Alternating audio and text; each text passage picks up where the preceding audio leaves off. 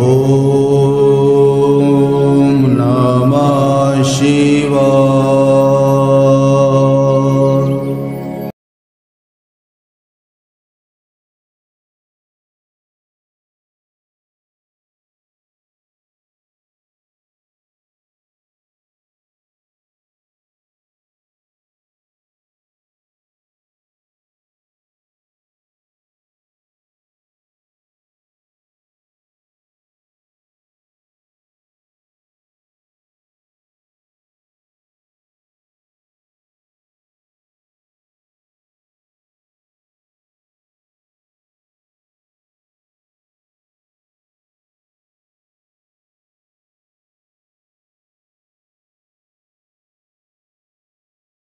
दिल कहे रुक जा रे रुक जा यहीं पर कहीं। बड़ा सुहावना मंजर था। स्वामी बीके आनंद गंगा तट के किनारे आज घूमने के लिए पहुंचे थे। शाम की छटा थी, जाड़े की ठंड थी और कुछ गौ माता के उपलों का प्रज्वलन गंगा किनारे बरगद के वृक्ष के नीचे चबूतरे के पास, जिस पर फक्कड़ सिंह बैठे हुए थे और सभा लगी हुई थी। एक तरफ शिव मंदिर, दूसरी तरफ गंगा माँ का तरंगित ऊर्जायमान लहर। मंदिर पर घंटा शाम हो चुका है, घड़ियाल बजना शुरू हो गया है। थोड़ा पीछे हैं, थोड़ा लेट हैं। पंडित जी भागे भागे आते हैं, शिव जी का पूजा पाठ शुरू करते हैं। मंदिर के सामने चबूतरे पर फक्कड़ सिंह शिव जी को नमस्कार करते हैं और बोलते हैं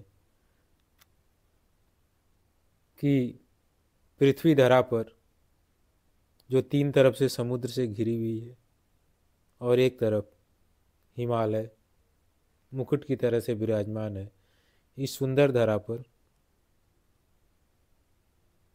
एक मानव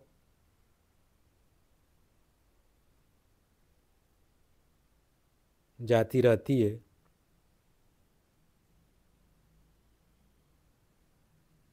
जो अपने को सनातनी कहती है। सनातन पर बहुत झगड़ा है वहाँ, इतना झगड़ा है कि कह नहीं सकते। सब इस समय सनातनीय बन रहा है। हम सनातनी, हम सनातनी। कोई कह रहा सनातन हमारा देश है, तो कोई कह रहा है बुद्ध पुराना सनातन है, सनातन से सनातन बुद्ध है। बड़ा सनातन का झगड़ा है। इसलिए आज इस भारत भूमि की सैर कराते हैं, जो पृथ्वी भूमंडल पर तीन तरफ से समुद्र और एक तरफ से हिमालय पर्वत से घिरी है। कहा जाए कि पृथ्वी पर सूर्य के चारों ओर चक्कर लगाते हुए 9 ग्रहों में से एक ग्रह पृथ्वी पर यदि मानव जीवन है, तो मानव जीवन के लिए सबसे खुशहाल रखने का पृथ्वी पर जगह कहाँ है, तो वह यह भूमि है। मौसम के मामले में, फल के मामले में, सर्दी गर्मी के मामले में, बरसात के मामले में और खुशबूदार फूल की सुगंध के मामले में, जड़ी बूटियों के मामले में और ऊंचे ऊंचे देवदार के वृक्ष के मामले में, तो बबूल की कटीली झाड़ियों के मामले में। सब मामले ही मामले हैं, गिनते जाओ कितने मामले हैं। इस भारत भूमि पर कहते हैं कि सनातन की जड़ गहरे तक छिपी हुई है, पहुंची हुई है, इसीलिए कोई इसको मिटा नहीं सकता। हिंदू मिट जाएंगे, ईसाई मिट जाएंगे, बौद्ध मिट जाएंगे, और इनकी तो क्या कहना।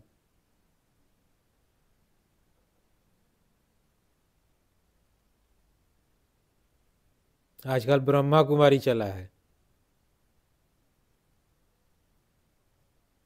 यह जो है मिट जाएगा, लेकिन सनातन नहीं मिटेगा। तो इस भारत भूमि पर, इस धरा पर, इस त्रिकोण, तीन तरफ से समुद्र और एक तरफ से हिमालय पर्वत शिखर की तरह से अपने सिर पर मुकुट रूप से विराजमान किए हुए प्रदेश में सनातन की जड़ें बहुत गहरी हैं। कहें कि बरगद की जड़ कितनी गहरी हो सकती है? सबसे बड़ा ताकतवर विशाल जड़ बरगद की, बरगद सबसे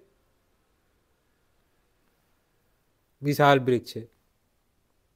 करौली शंकर महादेव कहते हैं बरगद की पूजा कुछ खास दिन करनी चाहिए, प्रतिदिन नहीं करनी चाहिए। हिंदू लोग रोज बरगद पूजे जाते हैं। शास्त्रों में लिखा है कि इस दिन करनी चाहिए, इसे पीपल की पूजा इस दिन करनी चाहिए।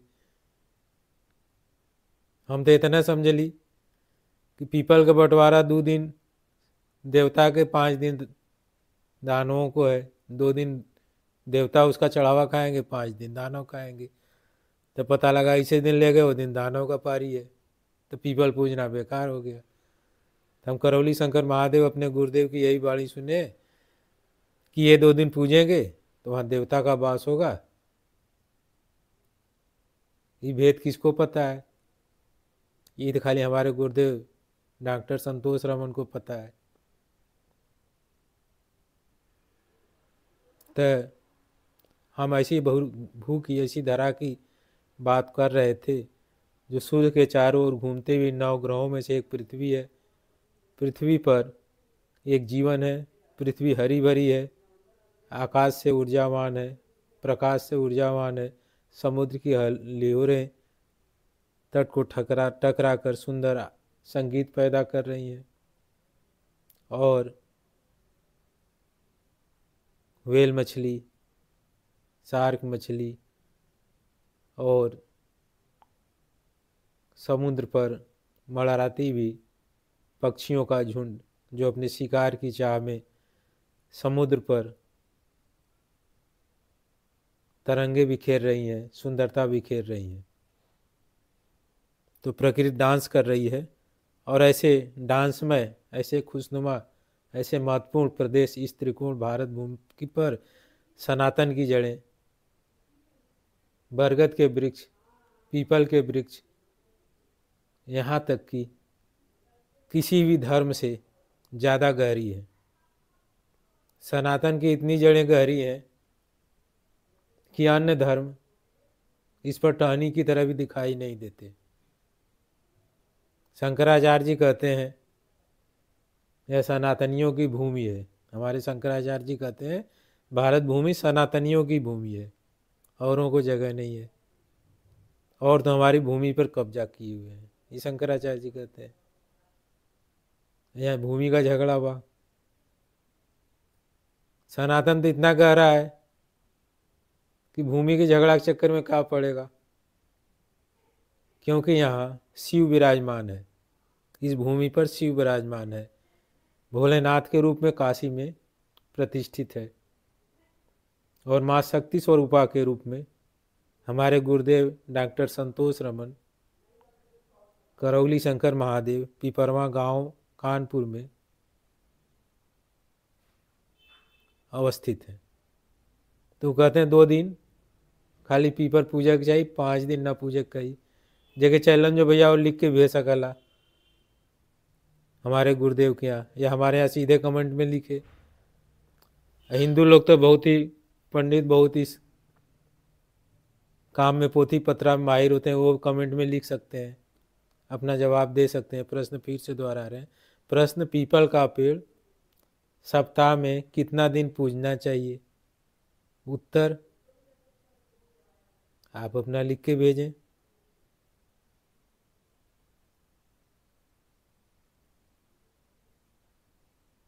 हमारे गुरुदेव करौली शंकर महादेव कहते हैं 2 दिन पूजना चाहिए।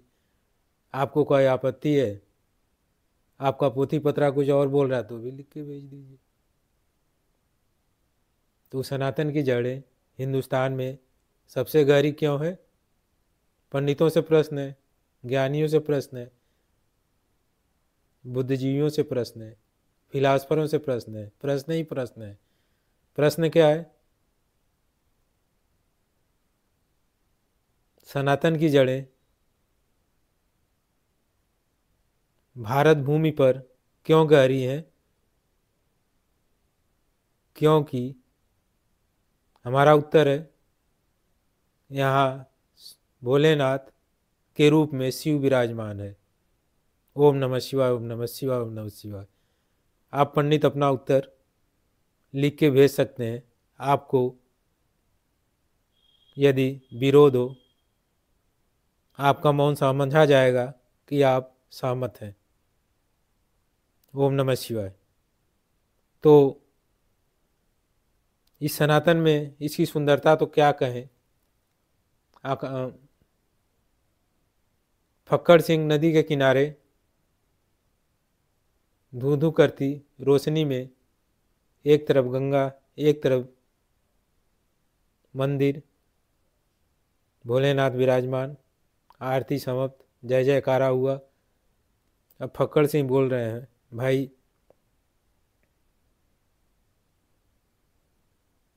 इस पृथ्वी पर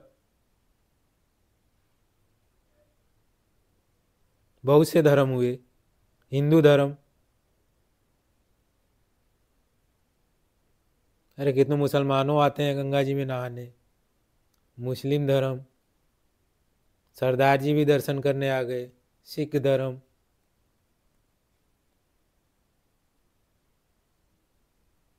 जैन साधु तो आए ही। तो तरह तरह के धर्म वाले लोग गंगा तट पर आते हैं। लेकिन ये सबसे पुराना हिंदू धर्म है।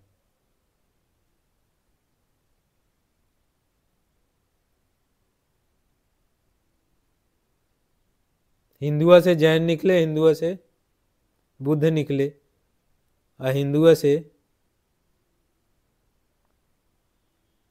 सिख निकले। तो भाई सबसे पुराना धर्म कौन हुआ?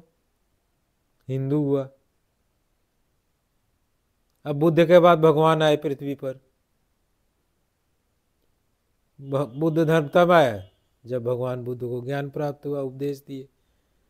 तो भगवान बुद्ध तो पहले से ही पैदा थे। तो पहले से जो पैदा था उसको बौद्ध लोग जानते नहीं, या कहेंगे कि सनातन बौद्ध से पुराना है। अरे भाई पुराना नया का भेद तो टाइम से पता चलला। बुद्ध के पहले भी टाइम था, बुद्ध के बाद भी टाइम था। बुद्ध थोड़े समय के लिए आ गए, 50 60 70 साल के लिए। तो बुद्ध से आए हुए कुछ लोग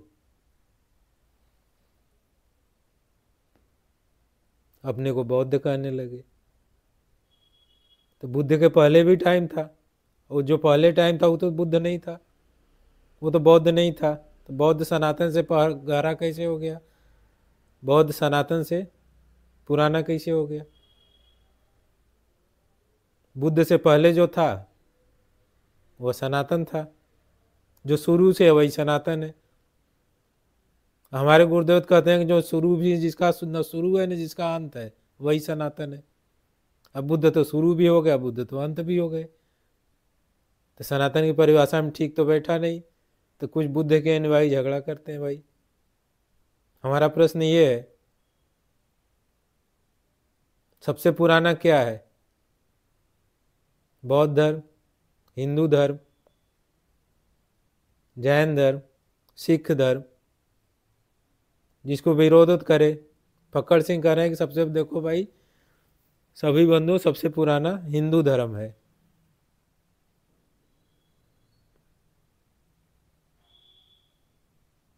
वो कहाँ फैला?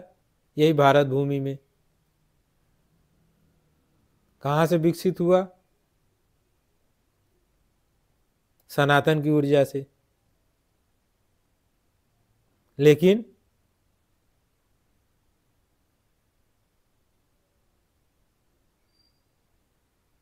हिंदू धर्म अपने को कमज़ोर करते गया और इसकी संख्या घटती गई और इसमें से इतना सिख निकल गए, इतना ईसाई निकल गए, इतना बौद्ध निकल गए। ये लोकतंत्र है। जिस दिन इनको ये भेद समझ में आ जाएगा वो हिंदुओं की सरकार गिरा देंगे। सिख, बौद्ध, ईसाई, आजकल छोटका हिंदू जाति प्रथा के कारण तो बहुत कुपित हैं। वो अपना हिस्ट्री, इतिहास पढ़ रहे हैं। कहें कि हिंदुओं को जगाना है तो किसी को जगाना तो उसके कान पर ढोल पोतना होता है। कुंभकर्ण सोया हुआ था। रामायण सीरियल में दिखाता है कि उसको जगाने के लिए खूब ढोल बजाया गया, नहीं जगा तो सीढ़ी लगाया गया, उसके ऊपर पेट पर सब छोटा राक्षस नाचे जा रहे थे, भाला बोके जा रहे थे। बेचारा उठ ही नहीं पा रहा है। वो तो बड़ी मुश्किल से उठा।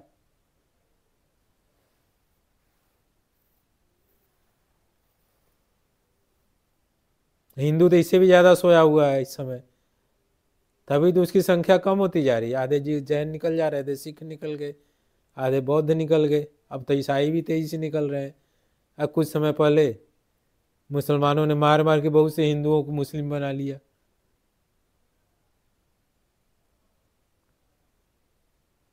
कहते हैं हिंदुओं को ऐसे कोनो फर्क नहीं पड़ रहा, वो बेशरम है। फक्कड़ सिंह कह रहे हैं बनारस में एक भाषा है बेशरम। कोई बनारसी घूमने गया हो तो फक्कड़ सिंह से बात करना, देखना वहाँ पर। तो वो कह रहे हैं हिंदुओं से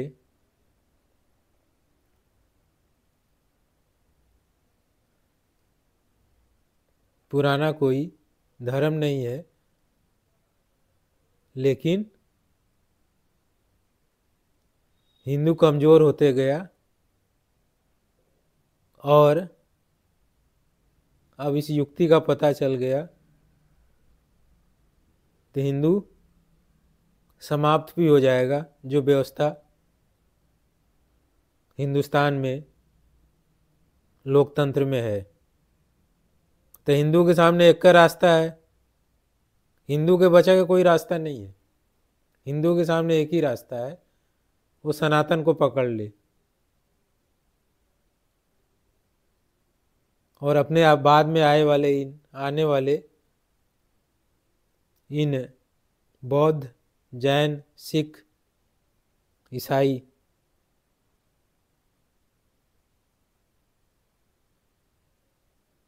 को बता दे कि सनातन सबसे गहरा है, सबसे पुराना है। और जैसे बुद्ध आए, महावीर आए, गुरु नानक जी आए, कबीर दास आए, रविदास आए, मीराबाई आई, कृष्ण आए, अर्जुन आए,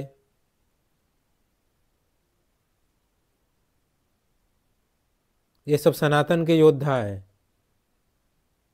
जो समय समय पर सनातन का परचम वर्ल्ड में लहराते रहे। इनके ही प्रयास से वर्ल्ड में आज दीपक जल रहा है, अन्यथा अभी मानव जाति हजारों साल पीछे होती। तो अवधू फक्कड़ सिंह नदी के किनारे बोल रहे हैं कि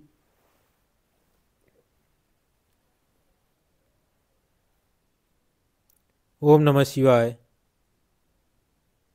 हर हर महादेव, कि हमें कुछ बोलना था वो बोल दिए। चलते हैं हमारे चिलम का टाइम हो गया, हमारा दोस्त आया होगा मंदिर के दूसरी तरफ, थोड़ा वहाँ मौज करते हैं। हर हर महादेव।